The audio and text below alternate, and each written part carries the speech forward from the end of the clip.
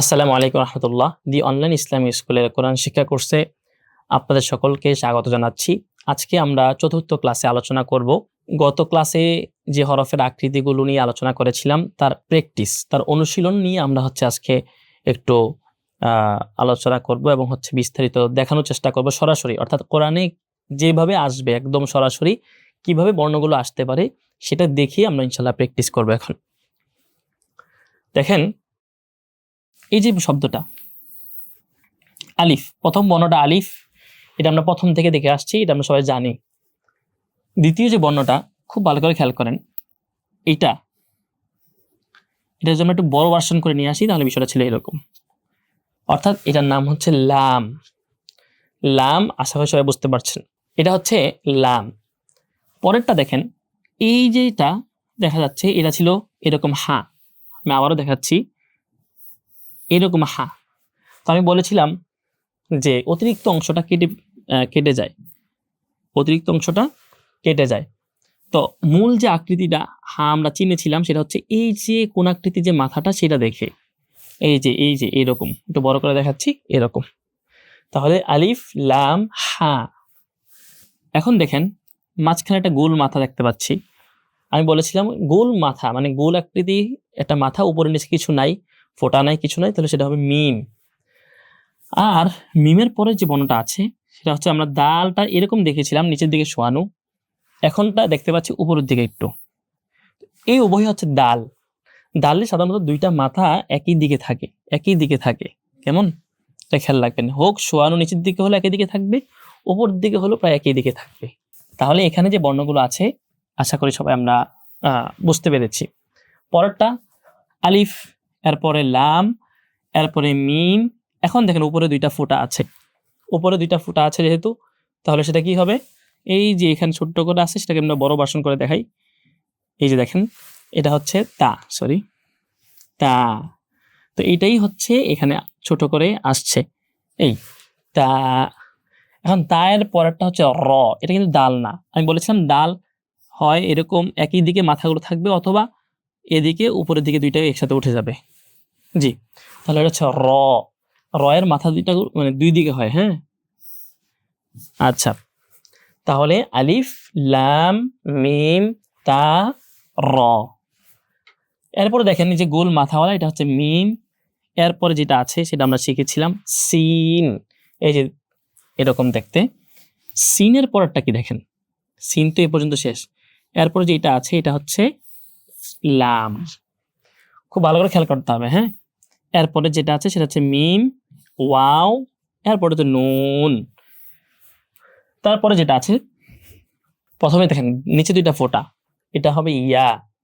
তারপরে ইয়ার পরে যেটা আছে দেখেন খুব ভালো করে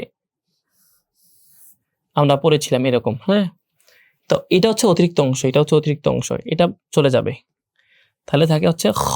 এই যে দেখেন এই মাথাটা আমরা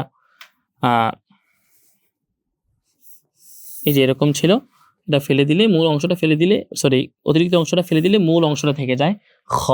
তাহলে ইয়া খ র জিম। কোরআনে কিন্তু এভাবে আসবে, আর বাহিরে এমন না যে এটা আরো অন্যরকম ভাবে আসতে পারে যেটা আমরা চিনবো না। হ্যাঁ, একটা বিষয় আসতে পারে সেটা হচ্ছে আইন। এটা আমরা গত ক্লাসে দেখিয়েছিলাম যে এই অতিরিক্ত অংশটা পড়ে যাবে, তখন এইরকম হবে, মিলে যাবে অন্য একটা বর্ণের সাথে। কিন্তু আইনের একটা ব্যতিক্রম চেহারা আছে, সেটা কি এরকম। এই যে মাঝখানে দেখতেছেন একটা কোণের মতো, ত্রিভুজের মতো একটা অবস্থা তৈরি হয়েছে, এটা একটা ব্যতিক্রম চেহারা আইনের। এটা হতে পারে, এটা কিন্তু আইন হবে, যেটা আমরা পরের একটা শব্দে দেখা যায়। দেখেন প্রথমটা হচ্ছে নুন, উপরে যেহেতু একটা ফোঁটা আছে নুন। এরপর দেখেন নুনের পরেরটা হচ্ছে, এটা হচ্ছে আইন। কোরআনে তখন এটা এরকম দেখবেন। হ্যাঁ, আইন। এই আইনের পরে নিচে আরেকটা ফোঁটা দেখেন বা, তারপরে দাল। নুন আইন বা দাল, এখানে এই বর্ণগুলো আছে, এই চারটা বর্ণ। তার আগে যেটা ছিল আলিফ লাম নুন আলিফ। এই দেখেন আমরা তো জানি যে এই যে এতটুকু পর্যন্ত নুন, অর্থাৎ এই যে নুন এতটুকু পর্যন্ত, পরে যে একটা সোজা দাগ উপরের দিকে উঠে গেল আলিফ। মনে রাখবেন এখানে একটু প্যাচ লেগে যায় অনেকের, যে কোনটা লাম কোনটা আলিফ। দেখেন লাম কিন্তু আমরা বাঁ দিকে লিখি, অতএব কোনো দাগ উপরে ওঠার পরে যদি বাঁ দিকে যায় তাহলে আপনি লাম বলবেন। আর যদি দেখেন বাঁ দিকে যাচ্ছে না, সোজা উপরে উঠে থেমে গেছে, তাহলে এটাকে আমরা আলিফ বলবো। তাহলে এখানেই এটার প্রমাণ আছে। এই যে দেখেন প্রথমটা হচ্ছে লাম আর শেষেরটা হচ্ছে আলিফ।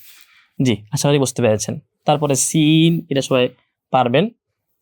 এরপরে যেটা মিম, সিন, তা, উপরে দুইটা ফোঁটা আছে তা, আর গোল মাথার উপরে দুইটা ফোঁটা থাকলে হয় কফ। গোল মাথার উপরে একটা ফোঁটা থাকলে ফা, দুইটা থাকলে হয় কফ। নিচে দুইটা ফোঁটা থাকলে ইয়া, তারপর যেটা গোল মাথা তাই হবে মিম। আশা করি সবাই বুঝতে পেরেছেন। তাহলে এখানে মিম, সিন, তা, কফ, ইয়া, মিম। এখানে এই বীজের সর্বশেষ যেটা সেটা হচ্ছে দেখেন প্রথমটা সদ, এই যে যেটা সদের মূল চেহারা যেটা, তারপর র, র এর সাথে আলিফ আছে, তারপরে ত, ত কখনো চেঞ্জ হয় না, এমনই থেকে যাবে। এখন এখানে আমরা দেখি আলিফ, তারপর হচ্ছে লাম। আবার বলছি আলিফ লাম, এখানে আলিফ লাম, তারপর হচ্ছে জাল, জাল, দাল এবং জাল, হ্যাঁ মনে রাখতে হবে। তারপরে ইয়া, নিচে দুইটা ফোঁটা আছে ইয়া, তারপরে নুন। তাহলে আলিফ লাম জাল ইয়া নুন। আশা করি এখন আপনারা সবাই এই বিষয়টা ক্লিয়ার হয়ে গিয়েছেন। এখন আমি জাস্ট একটু বলে দিচ্ছি আপনাদেরকে, বাসায় প্র্যাকটিস করবেন। যদি কোনো কারণে বুঝতে সমস্যা হয় আমাদের হোয়াটসঅ্যাপ গ্রুপ থাকবে, ইনশাআল্লাহ আপনারা সেখানে জিজ্ঞাসা করতে পারবেন। মিম, জাল, বা, জাল, বা, ইয়া, নুন। আবার বলছি মিম, জাল, বা, জাল, বা, ইয়া, নুন। নুন, আলিফ, জা, আইন, আলিফ। এই দেখেন আইনের যে এরকম ছিল, আমি বলেছিলাম যে মূল অংশটা থেকে বাকিটা অতিরিক্ত অংশটা পড়ে যেতে পারে। তারপরে তা, তারপর দেখেন আলিফ লাম কফ, এই যে গোল মাথার উপরে দুই ফোঁটা কফ, কফের পরে আলিফ, র, আইন, তা। এখন এই যে তাটা, এটা তো এরকম 29টা হরফ পড়ার সময় আমরা দেখিনি, এই তাটাকে আমরা দেখিনি। এই তাটা একটা আলাদা ব্যতিক্রম তা, যেটা আমরা পরবর্তীতে আলোচনা করবো এটাকে নিয়ে। এখন আপাতত আমরা মাথায় রাখি যেহেতু দুইটা ফোঁটা উপরে আছে, আমাদের নিয়ম অনুসারে এটা তা, কেমন। তারপরে সিন, মিম, আলিফ, ওয়াও, আলিফ, তা, আলিফ লাম নুন হা ওয়াও, আলিফ লাম। এই যে দেখেন এখানে যেটা আছে এটা কিন্তু কাফ। ওই যে বলেছিলাম কাফের মাঝখানে পেঁচানো থাকে আর উপরে দাগ টেনে দিলে কাফ হয়ে যায়। তো সেটাকে একটু স্টাইল করে, মানে মূলত ছিল বিষয়টা কিন্তু এরকম, এই যে এরকম ছিল, এটা কিন্তু স্টাইল করে লিখেছে। তাহলে আলিফ লাম কাফ ওয়াও সা র, সর্বশেষ এটাও একই অবস্থা কাফ, এটা কিন্তু কাফ। আলিফ, কাফের উপরে একটা আলিফ আছে, যে লম্বা করে একটা আলিফ, ফা র ওয়াও নুন। এই হচ্ছে আমাদের হরফের যে আকৃতি আছে সেটার অনুশীলন। আমরা ইনশাআল্লাহ আশা করি এখন কোন কোরআন হাতে নিলে হরফগুলো দেখে অন্তত আইডেন্টিফাই করতে পারবো যে কোন বর্ণটি নাম কি। এবং আপনাদের কাছে রিকোয়েস্ট থাকবে আপনারা অবশ্যই এটা ভালো করে প্র্যাকটিস করার পরে যে কোনো একটা সূরা মুলক বা যে কোনো একটা আপনাদের পরিচিত বা অপরিচিত, সবচেয়ে ভালো হয় অপরিচিত একটা সূরাতে গিয়ে আপনারা জাস্ট আইডেন্টিফাই করবেন। আমরা এখনো তেলাওয়াত করার যোগ্যতা আমাদের হয়নি, আমরা জিরো থেকে অ্যাডভান্সের দিকে যাচ্ছি। ইনশাআল্লাহ আমরা সুন্দর করে তেলাওয়াত শিখতে পারবো। আল্লাহ সুবহানাহু ওয়া তাআলা আমাদেরকে সেই তৌফিক দান করবেন। তার আগে আমরা শুধুমাত্র এই পাঠের পরে গিয়ে আমরা কোরআন থেকে প্র্যাকটিস করব। আল্লাহ সুবহানাহু ওয়া তাআলা তৌফিক দান করলে আবারও আপনাদের সাথে দেখা হবে ইনশাআল্লাহ অন্য একটি লেসন নিয়ে। আজকে এখানে শেষ করছি। আসসালামু আলাইকুম ওয়া রাহমাতুল্লাহি ওয়া বারাকাতুহু।